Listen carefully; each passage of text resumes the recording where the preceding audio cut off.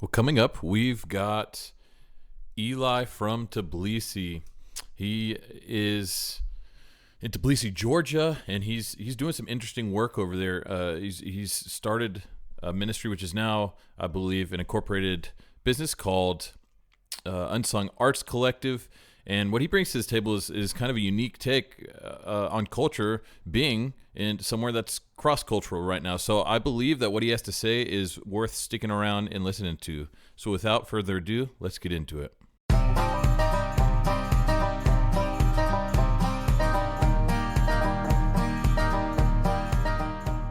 Welcome to Kingdom and Culture, where we equip the King's wardens to know his charge and labor unto glory.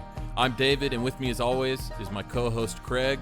And we interview thinkers and theologians from around the world to explore the themes of faith, culture, and the lordship of Christ.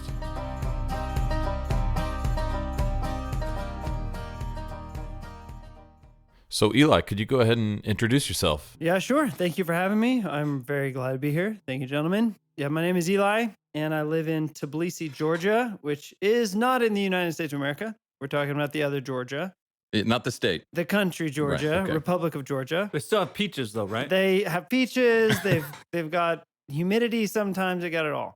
Yeah, and it's where I'm live with my wife Holly and our 5 kids. And over the last couple of years, we started a ministry called Unsung Arts Collective. Yep, which I direct. And in short, it is a way to equip believers, Christians, cross-cultural workers with arts for God's glory among the nations. And well, thank you for taking the time to come on the show and talk to us about this. My pleasure. So let's just start this out right away with what is culture? What's your conception of culture? And maybe working towards just a working definition of it. Yeah. Yeah, it's one of those great words that you can kind of write about, for days and days, and could define in a bazillion different ways. So I think to cut to the chase, I really see culture. Well, I'd say in the most generic sense, it's really an agreement that people have with how to live together, in a setting. So you could just call it a set of rules, basically, as kind of one way to put it. Like, when I see a round red light bulb hanging from a wire in front of my car, the rules are I stop. Or if you stick your hand toward me with your palm facing the side and your thumb up, well, I'm going to do the same thing, and our palms are going to meet. We're going to squeeze and shake, but only for a certain amount of time. Because as soon as you break the rules, you realize where the edges of the culture are. Like if we shook hands and I just kept shaking and shaking, how would it feel?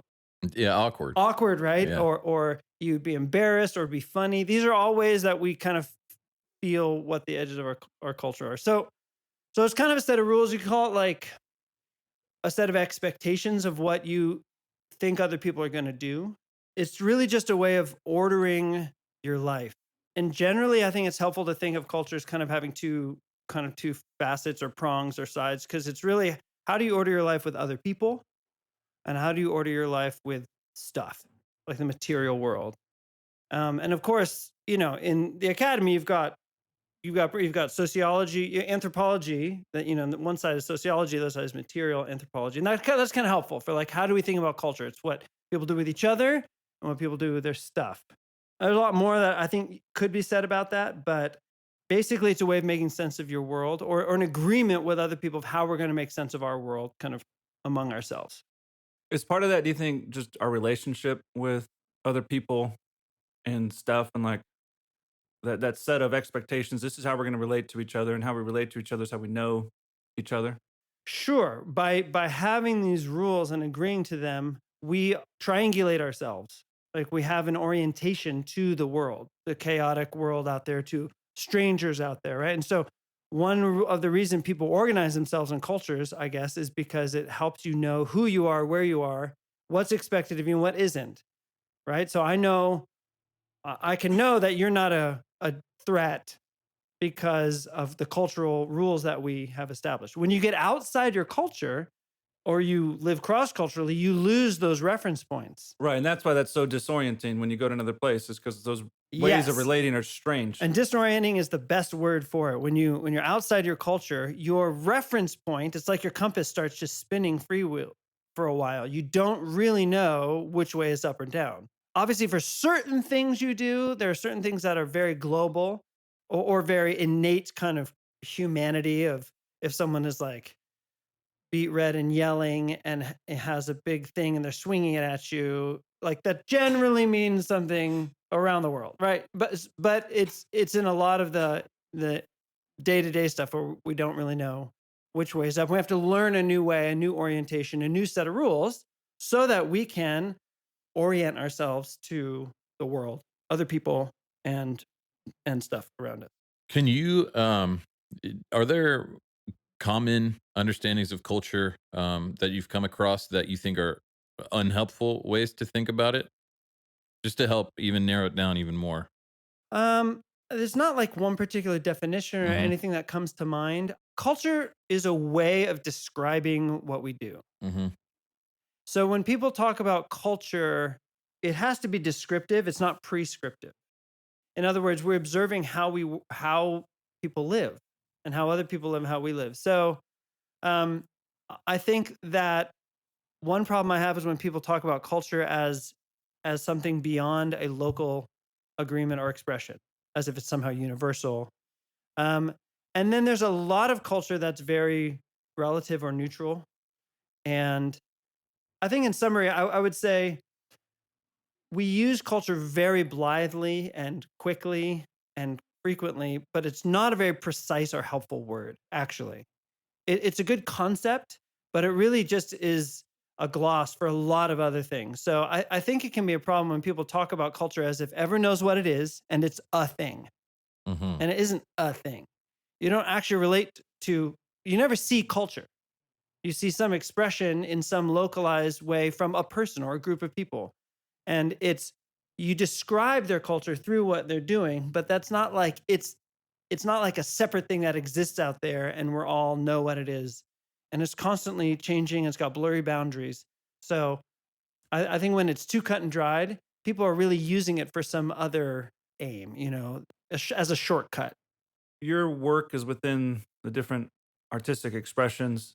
How do you see art um, and art's ability to actually change culture, to change those rules? How does it impact the rules around us? Wow, that's a big question. I can definitely unpack that because that's one of the reasons I love working with arts cross culturally. So, first of all, when I say art, I'll just orient that. So, when I say art, I'm talking to the whole expanse of a community or people's creative expression. I don't just mean fine arts, just painting or ballet or but we're talking, how people set the table for a holiday dinner, or kids making music on the side of the street, or grandmas tatting together, or even games can be called creative expression. So the whole kind of creative output of a people is what I mean when I'm talking about art. That's the first thing. um Anything set apart from kind of common regular communication or interaction would go in the direction of being some kind of artistic expression. So, one of the great things about art is that it's constantly touching and playing with aspects of culture. That's why it's really fun. That's why it's very important, and sometimes it's threatening or subversive because you're taking elements of culture and fiddling with them. You're taking these rules, these established things, and doing some kind of, oh, what if we did this? That's what artists are always doing. Kind of reimagining. Reimagining, asking new questions, adding a different perspective, taking surprising matchups, right? So artists will take a medium, take an idea, and put it together in a way we go, oh, whoa. And in that, make us think a new thought that we hadn't thought before. It challenges givens that maybe are good or maybe they're bad or maybe they're neutral, but it just challenges the way we naturally interact with the world. Exactly. And that can be a deeper, a more surfacey challenge, like Andy Warhol of, oh, let's screen print, fine art. Oh, that's interesting. Let's put different, colors to it. Oh, what's the divide between classical and pop? Or okay, and they can be much deeper than that or much more subversive in ways that can kind of unhinge deep political establishments. Like Romanticism, romantic art really went after classical presuppositions of order and structure. So artists, because of that, they're constantly at the interacting with or at the edge of the established cultural world. Like they're always because that's what art is playing in a lot of ways. So they often are at the fringe and often at the vanguard. It's been observed by many people that art will often precede kind of social or wider cultural changes by, even a whole generation, 30, 50 years. What was happening with the abstract artists coming out of Impressionism, let's say, I don't know, in the early 1900s, came to home to roost in postmodernism, really, in the culture at large, but it was sort of preceded. They saw it first. Right, and they didn't even know what they were seeing. Right. It wasn't even articulable. It was just, so art is, by definition, kind of changing culture, but it's not that every artist is setting out to change culture. It's just that's, I think, what its nature is to be growing and changing. Like a kid almost playing with Legos and being like, oh, what would happen if I put this here and this here and this here? And then you look back and like, oh, look what I created. I didn't necessarily mean to create that, but I'm just playing with the thing. Yeah, I think that's right. Especially if a kid says, oh, what if I took my Legos and my Play-Doh and I put them together? And then you do something really outside the box and it's like, oh, we never even thought about putting those two mediums together. That sounds like a giant mess and I'm kind of getting a little stressed out. I know, you're thinking toothpicks and getting inside. Yeah. And that's sort of the establishment's response is like, no, we have Legos that are supposed to work this way and Play-Doh that's supposed to work that way, and you put them together. Uh-oh. I think I know who I am in this equation. I'm definitely the establishment. Yeah. Yeah. Now we have a big mess, or we have kind of a whole new opportunity. So that's not very precise answer to your question, which was, again, like, how does art and cultural change work together? Yeah, which is, how does art actually interact with culture and change it? Because is it challenging rules, or is it, that kind of thing? So I'll give you some examples. Society, anthropologists have long noted that artists find themselves unfixed in kind of social structures. They are high value participants in society. They're needed. The elite, the center, the core of the society always needs artists. People want art and creative expression at the weddings and funerals and at the inaugurations and these events. They want the poets and they want the musicians. But because artists do play with structure, they're often subversive. They're usually low status. So they're like high value, but low status. So artists are often poor in societies for that reason. They play in the White House one day and then they're out of the job the next day, so to speak. And so there is a special allowance given for artists in societies to be subversive and to be outside the norm. So Alan Merriam, who's sort of one of the major anthropologists in the 20th century, late 20th century, he observed this multiple places. Like jazz was a good example, where there is sort of in Western society and American society an understanding like that jazz players might be promiscuous or might be drug users. Now, sorry, jazz players, this is, I mean, it's true. 70, 90 years ago, but there was a reputation that came with it and an expectation that came with it, because somehow that lifestyle also, there was a deviance allowed because it produced this music that was highly valued, but the people themselves weren't. Or a good example is he observed in Senegal, West Africa, you have these very Muslim societies, very conservative and controlled, right? Islam, like, there's not a lot of social deviance, but the artists, the griots, were these kind of musicians, and they were given explicit allowance. They didn't have to actually be Muslim, which was really weird. It's like, we're all Muslim, but you guys don't have to. And you have to come play, at our big events, but then we sort of expect that you're going to go out and have sort of this deviant lifestyle. And so it wasn't always like moral deviance. It was just deviating from the norm, because artists for inspiration often leave sort of the orbit of what's normal, and they go out and they taste new things and bring them back in. So you have the Beatles, bringing in Hare Krishna, Vishnu Venu into their songs. And it's like, oh, okay, interesting. If the Queen came back, was like, I was just in India and I'd like to tell you about Hare Krishna. It would be like, okay, start over, new script. Like, Queen, you're not allowed to say that stuff. But the artists come in and it seeps in, new ideas from the outside, and they become interesting, and it can find their way into society that way. I don't know if that's making sense. Yeah. So that's the way artists, as Makoto Fujimura calls them, edge stalkers or border stalkers, which is this great idea he gets from a word from Beowulf, this Old English or Middle English, whatever, Mirkstappus, which means literally border stalkers. And the border stalkers in Beowulf was Grendel, the monster. And it was this creature. The story happens because it trespasses into the human realm. It's out in the dark where it's supposed to be, and then this monster comes in. And it's actually a good analogy. Like, artists are sort of like this outside ominous force bringing chaos into our order, right? And in that story, of course, they fight and kill it, but it's not always that way. Sorry, artist. Sorry, artist. Sorry, Grendel. But this idea, you're out there in the dark, and you're going into other orbits with other cultures and picking stuff up for inspiration because you're driven to by your creative wiring, and then you bring it back in. And some of that's threatening, but some of that's really invigorating. And that's how cultures interact and change. It's often through the artists.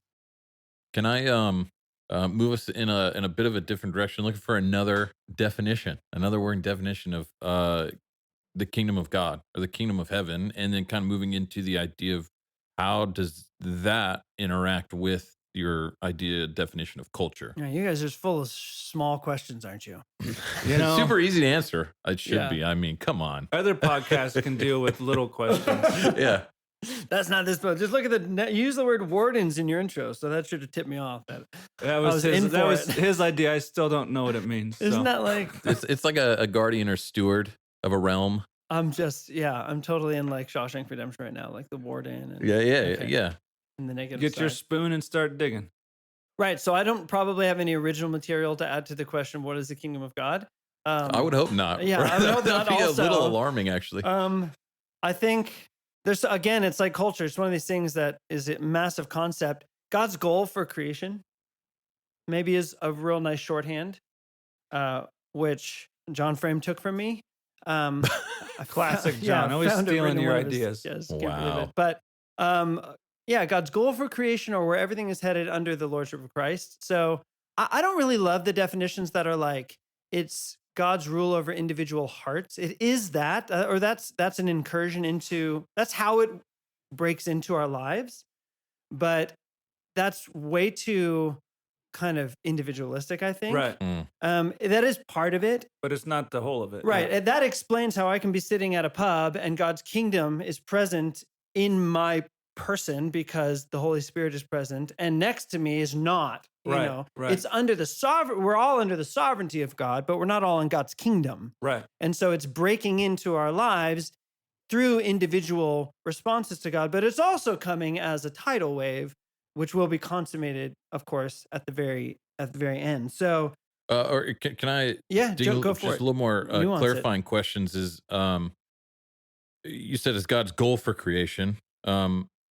How's the kingdom functioning right now, or what does it look like right now? As opposed to what it's supposed to look like. And then also maybe another clarifying question is, what relation does it have to the church?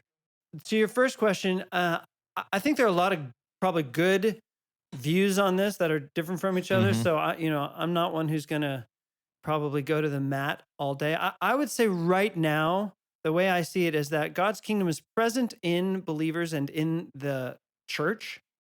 And I think that there are expressions of or signs of God's kingdom at work in society.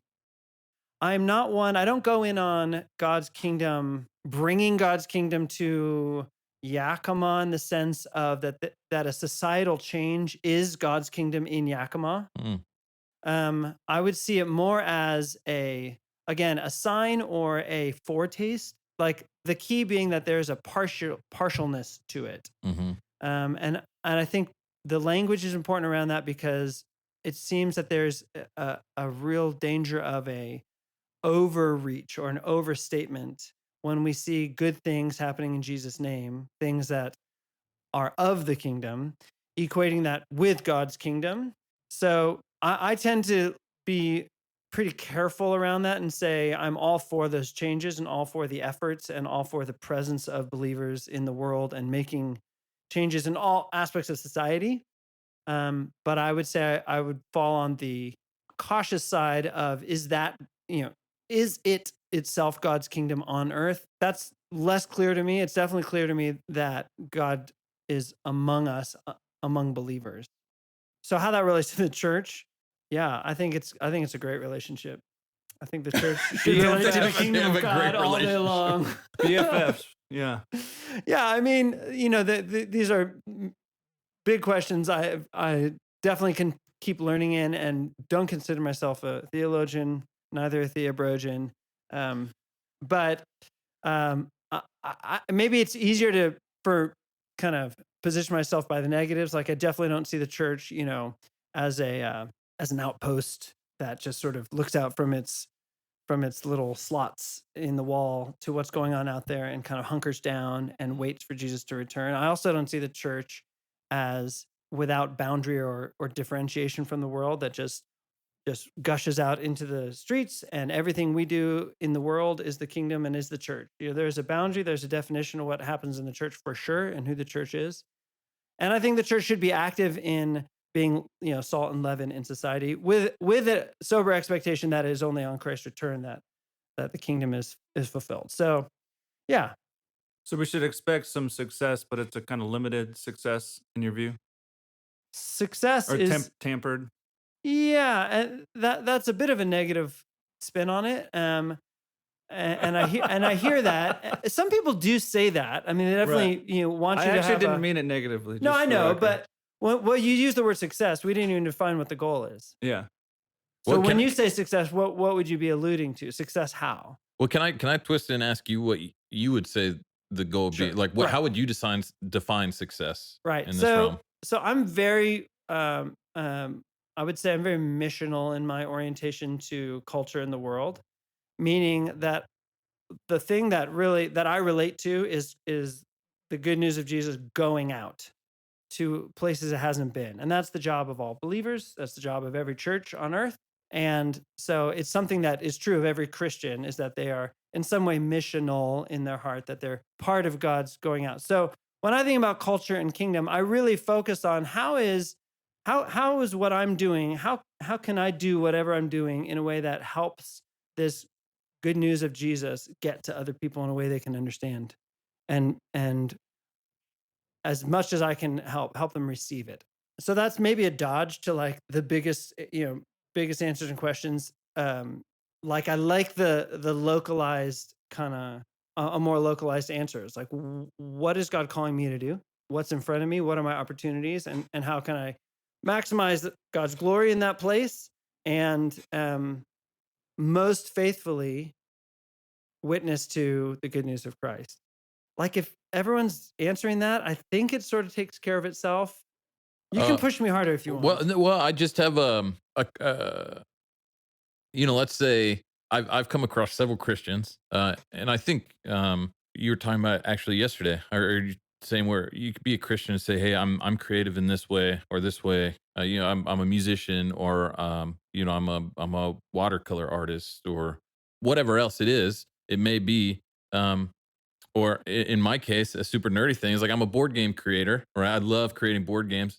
I'm not saying I'm a nerd. I'm not great at it, but I like doing it. But at a certain point, low skill nerd. Yeah, exactly. Yeah, it might come to a point where a Christian says, "Well, that's a waste of time." That's a waste of time, because how is this directly helping me do what you just said, which was get the message out? But that's not what I just said. Okay, maybe Craig listened a little better. So, what are we talking about? Yeah, huh? Because right, I'm tracking with you. Go ahead. Yeah, I mean, it just it seemed like you said, whatever helps me tell my neighbor about Christ, right? That's get the message out. That's what it seemed like you were saying. Is that wrong? Not. Well, that was my way of answering. How do I think about my involvement in culture, Mm-hmm. right? Or how do I relate to culture? I think of it very missionally. Was kind of how I got to that. But Well, I meant that's I how you meant were to defining include, success, right? Like yeah. that goal of. But I definitely included in that in this idea of bringing maximum glory to God Mm-hmm. and helping others hear about and understand the gospel and get the message out as part of that. So when it comes to art, this is what's one of the things that I also love about working with arts and culture is for a lot of Christians, maybe a lot of the church, there is a felt or sort of presupposed conflict or incompatibility between this idea of art Mm-hmm. and mission. Mm-hmm. Or the churches, because when we talk about mission or God sending, there's a purpose, there's a message, like you said, get the message out, Mm-hmm. and it's task oriented, very much. So Jesus left the earth with a task. He left the church with a task, make disciples of all nations. That's not the only thing that's true about God, though, or it's not the only thing that He's put us on earth to do. And so maybe the balance to that is how do we bring glory to God?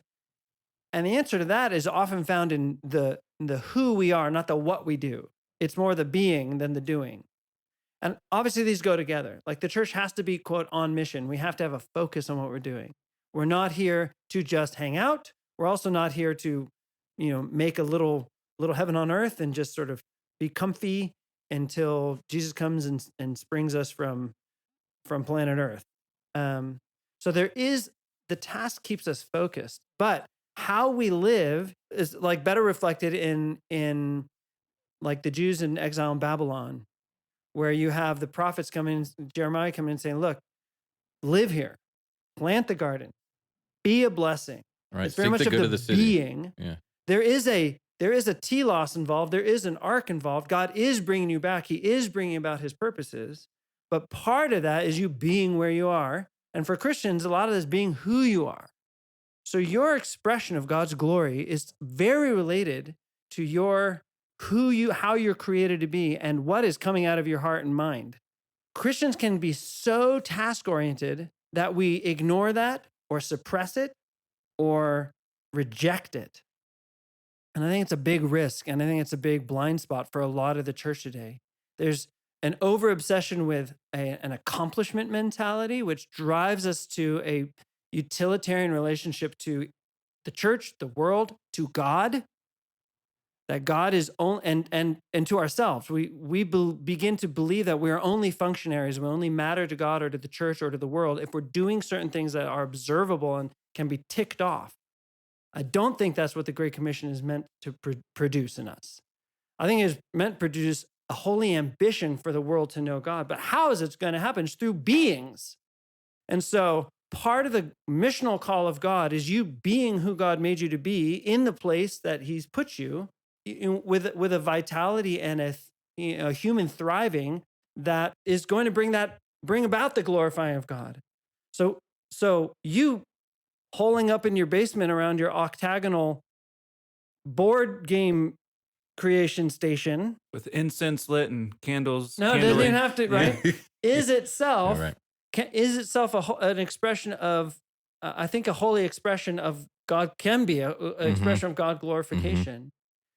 If it, to the extent that it is in response to God. Very much so. Likewise, a person can go out and be saying the good news of the gospel in a heart that is not a response to God's goodness and glory, but is out of a drivenness and fear that ends up not glorifying God, even though they may have the facts right. It's a noisy gong kind of situation. Very much. The neighbor blessing his neighbor too early in the morning is going to be counted a curse. Like there's some even if it's well intended or well properly articulated, how it's done is just as much part of the picture. So when I say that I think about culture very missionally, I think about how can I be in or relate to the culture around me or another person's culture that maximizes both sort of the good news articulated and the glory of God like expressed, the joy of life that God gives his church. And that's quite a lot of fun. And so, would part of the role of the Christian would be to, even as they're engaging these rules in our particular area, is to recognize the ones that are good and then challenge the ones that need challenging. It's almost like what Paul does with the unnamed God. He's like, "Hey, I see you guys are really religious. It's a Right. good thing, Right. but you have this problem here." Is that kind of how you see Yeah. that interplay there? Absolutely. I mean, to come in to a cultural scene or setting is we're doing the same thing when we go into another culture as we would in our own, is Right. that we're living with discernment and we're living unstained by the world. That's what James means. But Paul also says, I told you not to relate to, sexually immoral, not meaning the sexually immoral in the world. You have to go out of the world. Yeah. Well, duh, that's not what we're about. So there is a both and. There is a deeply present, and that's why we care about culture, because it's how people live their lives, and we care about people. And so we go into cultures with hearts wide open and with our discernment. Yeah, because you have to be careful, because there's going to be ways that culture that we grow up in is impacting us in ways that we can't even see, Absolutely. and it's skewing us, and we're giving into it Right. instead of actually having the discernment to actually ask the questions. Right. How is this impacting me? So What rules am I giving myself to that I exactly. shouldn't? So I think a lot of Christians need to be more discerning and I thought you were going to say schizophrenic. thoroughgoing with their own cultural setting. We Yeah. assume too much about ours, Yeah. and more generous and open-minded toward other cultures, because we often jump to conclusions too quickly. Yeah, before we understand We come in and say, "Oh, that's obviously needs to change," and when in fact we have so many things in our own culture that we've absorbed or accepted that probably are the things that are things that really need to change, and we can go into another culture as learners, as participants in many things, and say, okay, let me just go in and find out what's going on here. Well, and it's having that curiosity. I experienced that in a small way when we came and planted this church in Yakima, because I'm from here. Right. And it was easy for me to come back in and assume I knew all these things. And as I was doing statistical studies and stuff, I found out, the religious makeup of Yakima was the same as Bellingham, which was shocking.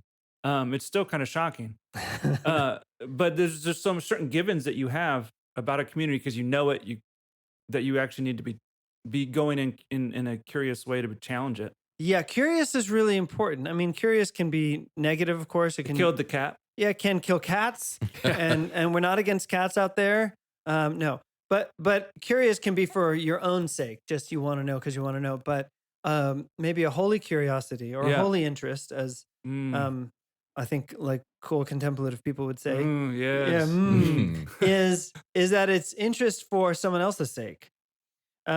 And so I think that's one of the first stops. If someone wants to engage culture or interact with culture, a holy interest is a great place to start. Curiosity is a great place to start. Asking questions, because the moment you ask a question, you immediately put yourself in relationship to a person that approaches humility. You may not be there fully, but if you're asking a question, you're at least open to the possibility that you don't know everything. Right. I mean, this was Schaefer. He would say something like, probably misquoting him, but he won't mind. It was like 90% questions, 10% talking when you approach people that had questions about the faith. And it just kind of creates this posture. Well, I think he got that from Jesus. Well, he probably did more talking than questions, but Jesus was asking questions all the time. Yeah, true, a great little book. Look it up. What would Jesus ask? Is like, this is country pastor. Is there a fun bracelet that goes along with what Jesus asked? No, but you can WWJA? Missed opportunity. It is a book from the 90s. I'll just put that. But it's a great, like, wow, he really asked so many questions and did so much with that. When we cross into new cultures or even our own culture and start asking questions, why do we do it this way? What if we begin to get to the heart of things and we don't just skip around on the surface? Okay, so your Unsung Arts Collective is functioning in Tbilisi, Georgia. I think it's pronounced Tbilisi. He was right, yeah, of course. And Nice try. And I imagine you have students that are not from that particular culture. Is that accurate? Correct. So let's say, and I think thinking about this, cross culturally, maybe is helpful to just understand even the question concerning our own culture.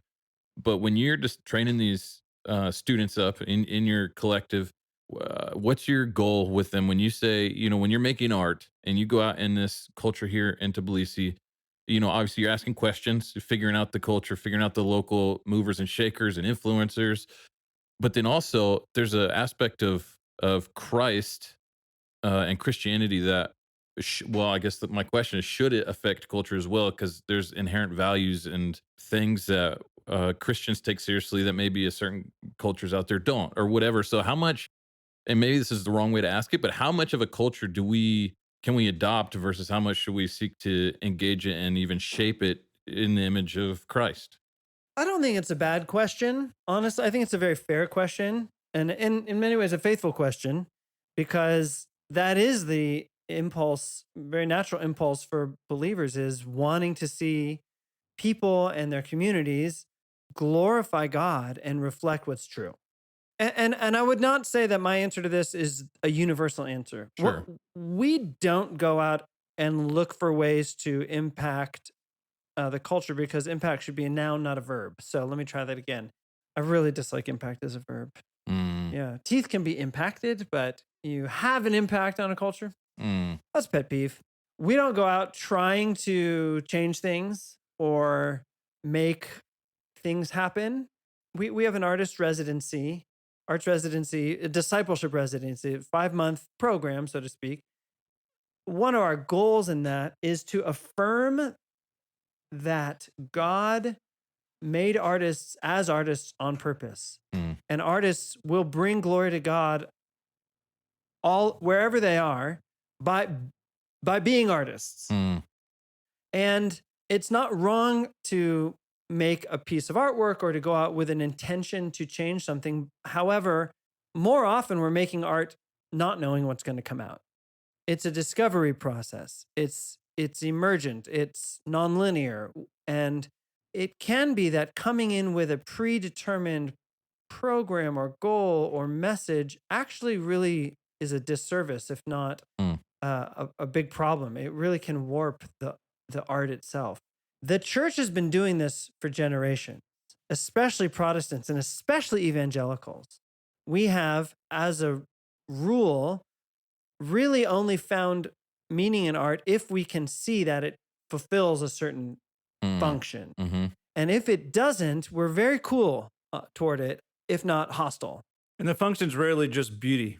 And the Right. function, Yeah. beauty is not a function. I mean, beauty is a nice add-on. It is all very much about the message and seeing how a piece of artwork can, and art is communication, and art does convey messages and can communicate the gospel itself very powerfully. But if you make art only about a message, it maybe ceases to be art and becomes more like Propaganda? messaging or propaganda. Mm, And people know when they're being right. propagandized. Mm-hmm. Now, often they want it and submit to it, but people know. Right.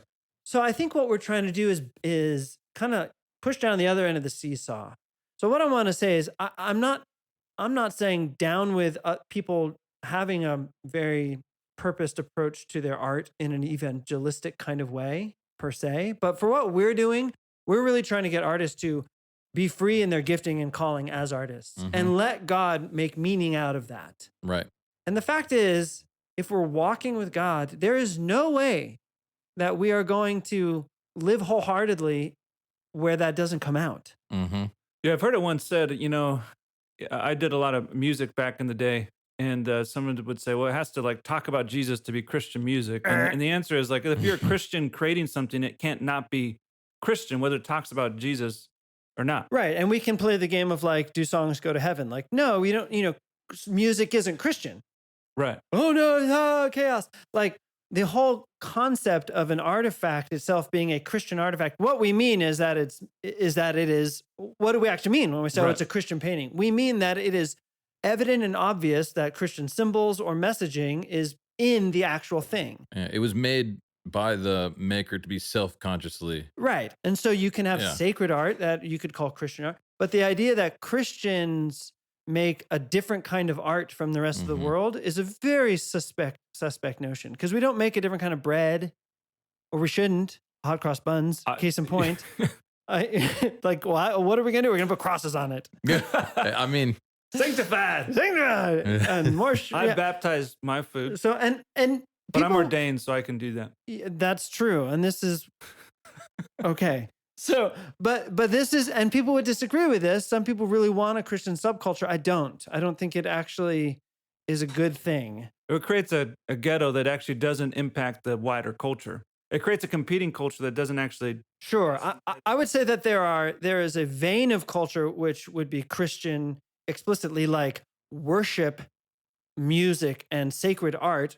Great, that's part of the wider culture, and it's explicitly Christian. That is not a horizontal layer, that is a copy of the other thing just done poorly. Right, it has its own purpose that actually speaks to the other layer. Yeah. Right. So it's weird that, Christians often talk about, quote, the culture as if they're not in it. As if we're on some little island off to the side and we have the choice to go in or go out. Like it's like the Matrix, right? Like we're the Morpheuses. And the fact is, we're all fish swimming in water. Like we're all in the culture. The gospel has always been enculturated. You can't have the gospel apart from culture. Chew on that. And so it's not a question of if, it's just how are we being faithful to God in the culture we're in? Yeah. So, let's say for our listeners, not everyone is what would, they would call themselves an artist or something like that, but everyone is a creative in some sense doing something, in their lives. Yeah. Creativity is an attribute of God. Therefore, it is an aspect of the Imago Dei. Yes, humanity. Yeah. So with that, so everyone who is in some way creative in some area of their life, what would be your send off to those folks? Say, if you have a takeaway for people like that, or like if they're questioning, okay, what do I do with this conversation? Sure. And I would just add to that, just think about the person that's working in sales totally. for the hop company, the mom that's at home changing diapers, and everywhere in between. We have those. My overall message about creativity is, nothing kills creativity like fear. Nothing crushes a creative impulse like criticism or censorship. And the upshot of a lot of Christian messaging around creativity in the arts is basically criticism or censorship. Everybody already lives with sort of an internal censor, like in terms of like a person who's sort of the part of your mind that's questioning and evaluating and judging, and it's obviously part of our psyche and important. I think the most important thing in our creative life is to just create, just make stuff, do the thing, and don't worry about it. Like, don't live in a spirit of fear toward your creative impulses. Did you just watch the Lego movie? I did not. Okay, this is. Did they say that? No, it's just kind of the end thing. Trending. But it's really good. I think about my own self, and the thing that keeps me from creating is fear. Like I'll write something, the next day I wake up, this stinks, I throw it away, and I don't even do anything with it. So I think this is really good. And I think it's a theological problem, David, because we have basically become our own sanctifiers. Like we stop trusting that God is the one who is going to complete the sanctifying work. And I think there is a fear that if I'm not the one cracking the whip around here and keeping things nice and Christian-y, then I'm just going to spin off into the ether, like with my own, and I'm going to do something that is just at best a waste of time. My overall impression of Jesus is that, and God, that he has a lot of room for the people who, in good faith, try stuff, and a lot less room for the people who, out of fear or control, just don't try stuff. His response to the guy who buried his talent versus his response to the people who only even made a little bit was night and day. Like, it's like the servant who buried the talent is wicked and lazy because he absolutely misunderstood the master. It's not because he didn't make money, right? It's not because he didn't get cash. The guy is handing out what equates to billions of dollars anyway. Like, he doesn't need the money. He's wanting partners in this creative entrepreneurial endeavor of living by faith. And I think God genuinely delights in the same way that he gives us a great analogy with children, like the same way that parents genuinely delight in the creative output of their kids. I think God genuinely delights in the rap song that you write while you're bagging groceries, or, the swirls you paint above the diaper changing station because it makes it a more beautiful thing. It's different from sharing the gospel. Painting swirls above the diaper change is not sharing the gospel. And it is also okay. Yeah. Because you are more than a mouthpiece that just articulates facts about Jesus Christ. That is one part of the life of faith. So accretions that have built up around what it means to be faithful can be very stultifying and crushing. And I think one of the gifts of creativity is to just break some of those off. It's like, hey, I'm just gonna go do something. I'm just going to go do a thing that's in my heart to do. Yeah. There's Jesus. There's God. He's with me. And I'm going to go do this thing. Yeah. Right? That's not sin. That's not like error. And it's not lesser. It's not lesser. Yeah. And we don't know where it will go. And I will just tell you, as someone who's lived cross-culturally with a purpose of sharing Christ for many years, some of my most fruitful moments have come on, quote, days off. The day where it's like, I'm not doing ministry work. I'm not doing like NGO work. I'm not doing media work. Not holding signs on the corner. Yeah, which I never did. But like, I'm just going to have like a relaxed day and just make a little time for recreate. And it's often in those places that I've had the most meaningful conversations. It doesn't mean that I'm not called to the work I'm called to do. It just means that God is present in me.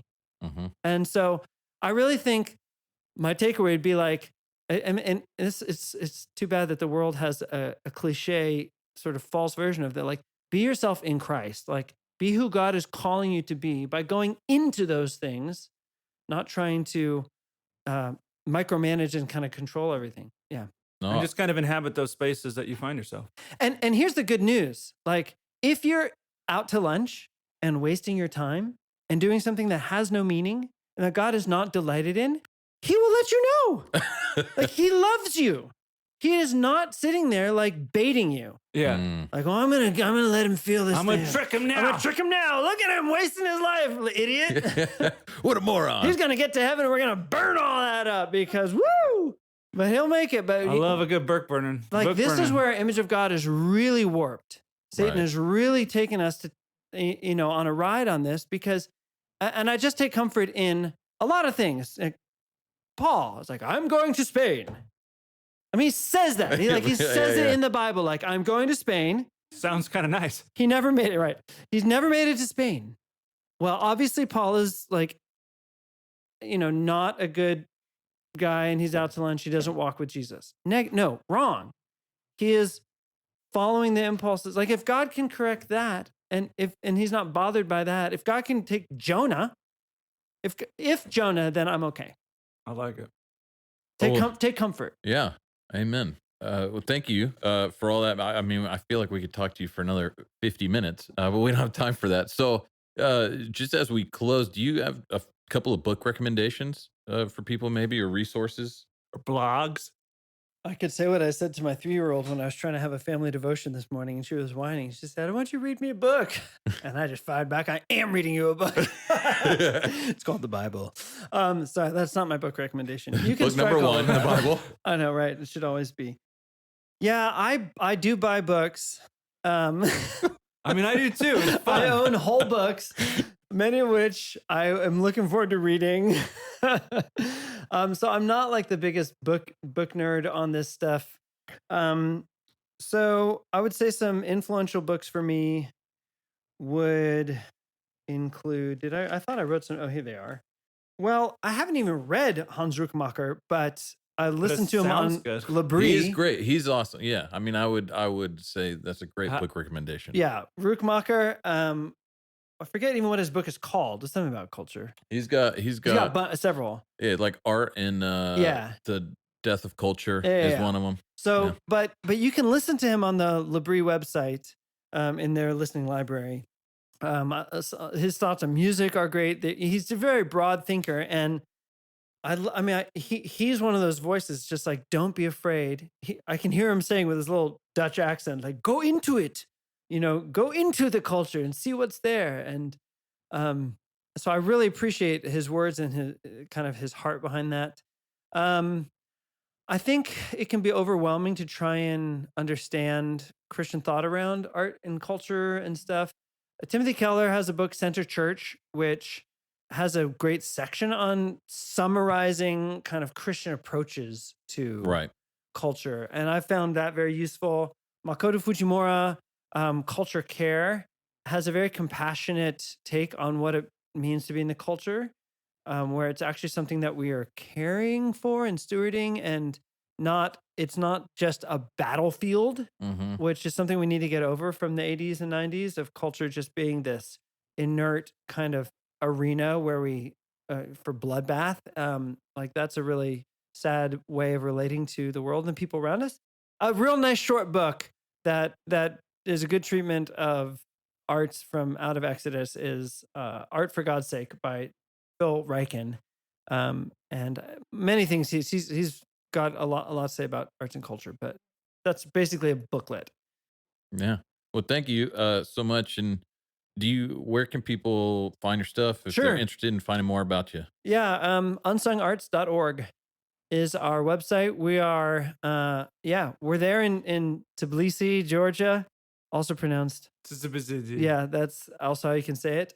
And we would welcome we host a 5-month discipleship program for artists in mission. And again, that's mission in a pretty broad sense, but people who want to cross culture for the sake of Christ and are artists and want to be cultivated and built up in that. And we also have some short courses that we teach if you're ever in the neighborhood of Georgia. Good luck Googling that. Yeah. So that'd be the simplest place. Yeah. unsungarts.org. That's great. Yeah, guys, go check that out. And give us a 5-star rating if you've liked this first season of Kingdom and Culture. As well, go check out our Patreon, where we've got exclusive kind of after-hours interviews with all of our guests. So until next time, labora ad gloriam.